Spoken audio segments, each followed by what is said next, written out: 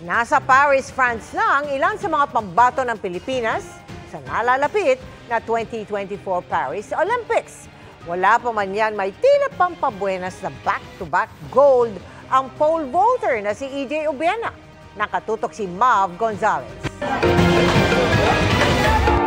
Nakarating na sa Paris, France ang Philippine Olympic team na kakatawan sa bansa sa 2024 Paris Olympics. Kabilang sa mga atletang Pinoy na nauna nang lumipad doon ang magsisilbing Philippine flag bearers na sina Nesty Petesio at Carlo Paalam.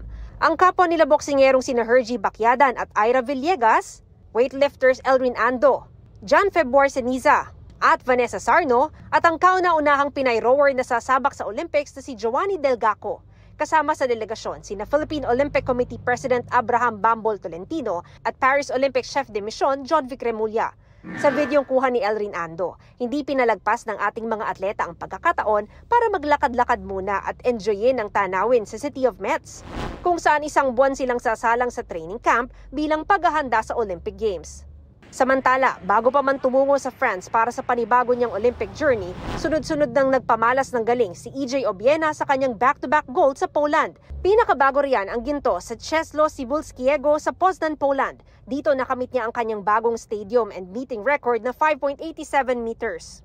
Bago yan, nakaginto rin si Obiena sa 6th Arena Dziewinska Memorial sa Poland, kung saan tagumpay niyang na-clear ang kanyang season best na 5.97 meters. Sa ngayon, hindi bababa sa 15 atleta ang kakatawan sa Pilipinas sa iba't ibang sports sa 2024 Paris Olympics na opisyal na magbubukas sa darating na July 26. Para sa GMA Integrated News, Mav Gonzalez, nakatutok, 24 oras.